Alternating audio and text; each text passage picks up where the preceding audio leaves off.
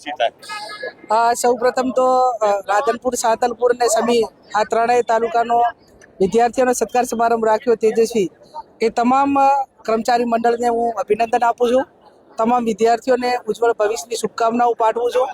દરેક આગેવાનોએ ચિંતા કરી કે આવનાર સમયની અંદર શિક્ષણ માટે આપણે શું કરી શકીએ, અને જ્યાં સુધી સમાજ એ પોતે સ્વનિર્ભર રીતે આર્થિક રીતે જ્યાં પણ શૈક્ષણિક સંસ્થાઓ છે એમને મદદ ન કરે ત્યાં સુધી બીજાની સરખામણીમાં જે શિક્ષણની ક્વોલિટી આવવી જોઈએ કે જેની વ્યવસ્થાઓ ભૌતિક સુવિધાઓ જે હોવી જોઈએ એ ક્યાંક ને ક્યાંક કચાશ રહે છે.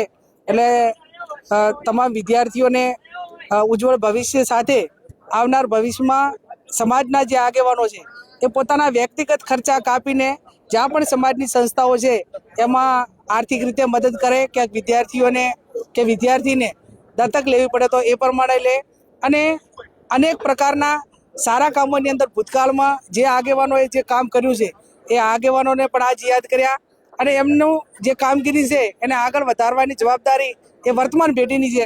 વર્તમાન પેઢી પણ આ બાબતમાં ખૂબ સારું કામ કરી રહી છે.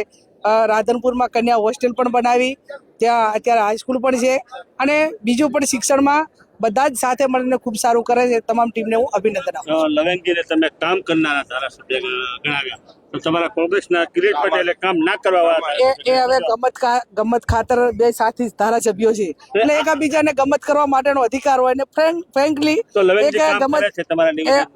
જો સામાજિક કામ કરે છે, મેં કીધું કે કોઈ પણ પ્રસંગો હોય તો એમની હાજરી હોય છે, તો એ સારું કરે છે એમાં સારું જ હોય, પણ વ્યક્તિગત રીતે કોઈ એકાબીજા કોમેન્ટ કરતા હોય તો એ લોકશાહીની અંદર તંદુરસ્ત લોકશાહીની નિશાની છે. એના કિરીટ પટેલનું નિવેદન ખાલી કોમેડી જ હતી, પણ તો એના સામે લવિંગજીએ જે જવાબ આપવાનો હતો એ એમની રીતે આપ્યો છે.